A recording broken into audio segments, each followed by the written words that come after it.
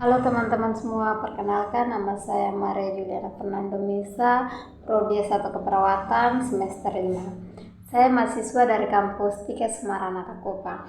Nah, tujuan saya membuat video ini untuk melengkapi tugas keperawatan anak sakit dan kronis.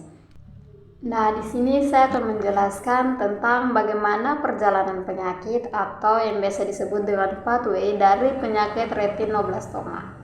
Nah, dari retinoblastoma sendiri itu adalah kanker mata yang menyerang anak-anak yang dapat mengganggu fungsi retina yang dapat merusak jaringan pada anak tersebut. Retinoblastoma terjadi karena adanya mutasi pada gen RBI yang terletak pada kromosom 13q14 atau kromosom nomor 13 sekuensi ke-14. Baik terjadi karena faktor hereditas maupun karena faktor lingkungan seperti virus, zat kimia, dan radiasi. Gen RBI ini merupakan supresor tumor bersifat alel dominan, protektif, dan merupakan pengkode protein RBI atau PRB.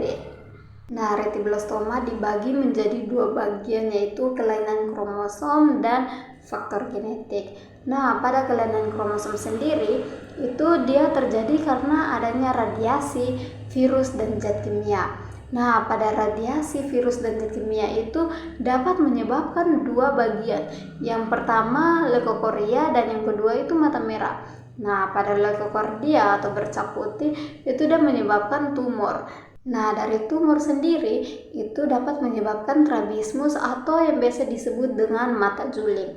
Nah, dari mata juling tersebut dia turun dan menyebabkan nyeri, sehingga pada kasus ini dapat diambil diagnosisnya nyeri kronis. Untuk kasus yang kedua dari radiasi, virus, dan zat kimia itu dia menyebabkan mata merah. Nah, sehingga dari mata merah itu dapat menyebabkan glaukoma. Nah, glaukoma sendiri di sini adalah kerusakan pada saraf mata akibat tingginya tekanan di dalam bola mata yang dapat menyebabkan sakit mata, mata merah, penglihatan kabur, dan mual. Sehingga dari kasus glaukoma sendiri itu dia turun dan menyebabkan tajam penglihatan menurun, sehingga penglihatan pada seorang anak itu menurun dan mengakibatkan kebutaan, sehingga diagnosis yang diambil itu gangguan persepsi sensorik.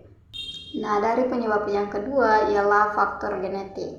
Nah, faktor genetik ini adalah faktor bawaan atau yang bisa disebut itu penyakit bawaan dari orang tua ke anaknya atau penyakit turun-menurun.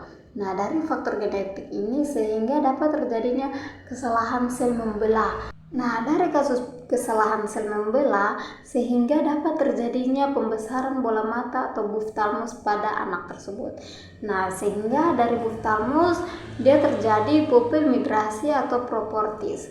Nah, dari kasus di atas maka dapat diambil diagnosis risiko cedera. Sekian dan terima kasih dari penjelasan saya tentang perjalanan atau pathway penyakit retinoblastoma pada anak.